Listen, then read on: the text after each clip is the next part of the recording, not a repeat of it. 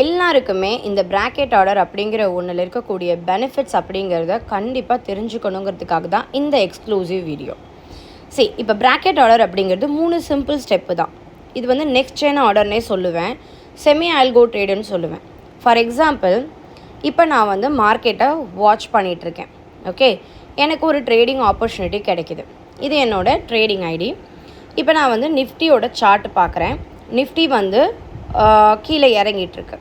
So what I'm thinking, market கீழே இறங்குது, so புட்டை பற்றி நான் கன்சிடர் பண்ணலாம் அப்படின்னு நினைக்கிறேன். ஓகேவா? ஸோ ஒன்ஸ் இது புட்டு சைட் போகலாம் அப்படின்னு நினைக்கும்போது நான் தனியாக போய் வாட்ச் லிஸ்ட்டில் ஒவ்வொரு ஸ்கிரிப்டும் ஆட் பண்ணியும் பண்ணலாம். ஆல்டர்னேட்டிவாக இந்த சார்ட்டில் போய் நிஃப்டி ஒரு ஸ்பேஸ் விட்டு 24,200 புட்டு, இந்த ஸ்கிரிப்டை நான் இப்படி தேர்ந்தெடுத்து ட்ரெண்டை ஃபாலோ பண்ணுறேன். ஸோ 130க்கு மேலே இதில் ஒரு பையிங் ஆப்பர்ச்சுனிட்டி கிடைக்கிது அப்படின்னு நான் ப்ரிடிக்ட் பண்ணால் ஜஸ்ட் பை போயிட்டு, ஓகே, இங்கே ரெகுலர்னு இருக்கிறத பிராக்கெட் ஆர்டர் B1 மாற்றிட்டு ஆர்டர் டைப்பில் SL போட்டுட்டு ஃபஸ்ட்டு ப்ரைஸில் 130 வந்தால் பை பண்ணு, ட்ரிகர் ப்ரைஸ்லையும் 130 மேலே போனால் மட்டும் பை பண்ணுன்னு சொல்கிறேன். ஓகே, இந்த இடத்துல நான் ஸ்டாப் லாஸ் வந்து ஒரு 20 பாயிண்ட் வச்சுக்கிறேன், டார்கெட் வந்து ஒரு 20 பாயிண்ட் வச்சுக்கிறேன். ஸோ இது மாதிரி நான் போடும்போது என்ன ஆகும் அப்படின்னா, மார்க்கெட் 130 அப்படிங்கிற அந்த லெவலை ரீச் பண்ணாதான் பை ஆகும்.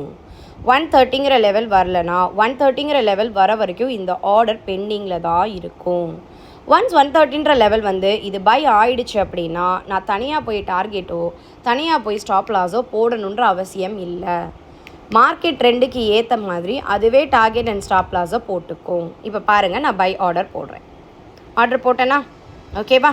இப்போ என்னோட ஆர்டர்ஸில் ஓகே, நான் வந்து ஆர்டர்ஸில் போய் பார்க்குறேன். என்னோடய ஆர்டர் பெண்டிங்கில் இருக்குது. 130 வந்தால் தான் பை ஆகும். ஓகே, 130 வந்து பை ஆச்சு அப்படின்னா இம்மீடியட்டாக என்னோடய டார்கெட் அண்ட் ஸ்டாப் லாஸை இது ப்ளேஸ் பண்ணிவிடும். ஓகே, இது எப்படி ப்ளேஸ் பண்ணுது அப்படின்னு நீங்கள் பாருங்கள். ஒன்ஸ் இது டார்கெட் ஹிட் ஆகிடுச்சுன்னா ஸ்டாப் லாஸை கேன்சல் பண்ணிவிடும், ஸ்டாப் லாஸ் ஹிட் ஆகிடுச்சுன்னா டார்கெட்டை கேன்சல் பண்ணிவிடும். இதுதான் இதோடைய ப்ரொசீஜர். இப்போ உங்களுக்காக நான் சப்போஸ் எனக்கு வந்து ட்ரெண்டு மாறுது, நான் கேன்சல் பண்ணணுன்னா கேன்சல் பண்ணிக்கலாம். ஓகேவா? இல்லை எனக்கு திரும்பவும் இந்த ஆர்டரை ஃபாலோ பண்ணணும் அப்படின்னா நீங்கள் எக்ஸிக்யூட்டடில் போய் கேன்சல் ஆனதை ரிப்பீட் ஆர்டர்னு கொடுத்து பை ஆர்டர் போட்டிங்கன்னா சேம் ஆர்டர் மறுபடியும் ப்ளேஸ் ஆகும்.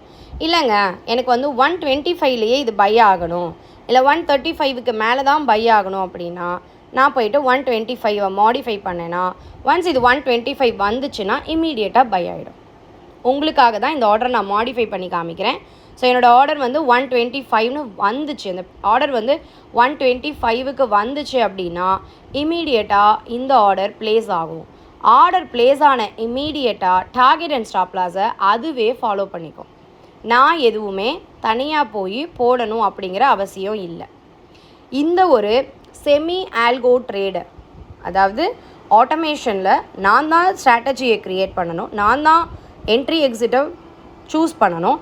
பட் நான் ஒரு என்ட்ரி கொடுத்தா மற்றது எல்லாமே அதுவாக ஃபாலோ ஆகிக்குதா? இப்போ பாருங்கள், 125 வந்துச்சு, பை ஆகிடுச்சு. டார்கெட் 145ல் போட்டுச்சு, ஸ்டாப் லாஸ் 20 பாயிண்ட் தள்ளி 105ல் போட்டுக்குச்சு. இந்த ரெண்டில் எது ஹிட் ஆனாலும் அது மாடிஃபை ஆகிக்கும்.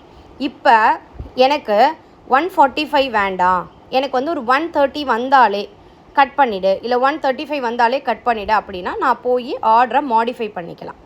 இல்லைங்க, எனக்கு இப்போ ஒரு 500 ரூபா ப்ராஃபிட்டில் இருக்கேன், எனக்கு இம்மீடியட்டாக பொசிஷனை கட் பண்ணணும் அப்படின்னா ஜஸ்ட்டு நீங்கள் எக்ஸிட்னு கொடுத்தீங்கன்னு வச்சுக்கோங்களேன். Are you sure, do you want to exit this ஆர்டர்னு கேட்கும். எஸ் அப்படின்னு கொடுத்தீங்கன்னா இம்மீடியட்டாக மார்க்கெட் ரேட்டில் இது கட் ஆகிடும். ரெண்டாவது, போர்ட்ஃபோலியோவில் போய் நீங்கள் எடுத்த ஆர்டருடைய லெவல்ஸ் பார்த்துக்கலாம். ப்ராஃபிட்டில் என்ன இருக்கீங்க, லாஸில் என்ன இருக்கீங்கன்னு. ஸோ நல்ல ப்ராஃபிட், ஒரு 2,500 ப்ராஃபிட் வருதுன்னா இம்மீடியட்டாக இங்கேருந்தே நீங்கள் எக்ஸிட் கொடுக்கலாம். அது என்ன சொல்லும், நீங்கள் உங்களோட ஆர்டர் புக்கில் போய் கேன்சல் பண்ணுங்கன்னு சொல்லும்.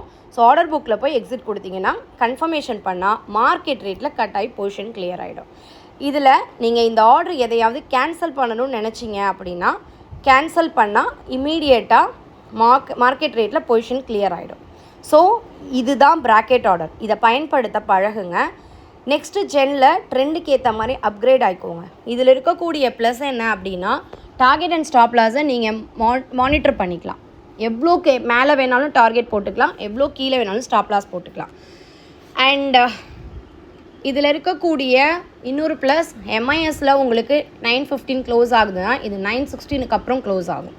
இது எல்லாத்தையும் பார்த்துட்டு எதாவது டவுட்னா டெக்ஸ்ட் பண்ணுங்கள், இன்னும் கிளியராக ஆன்சர் பண்ணுறேன்.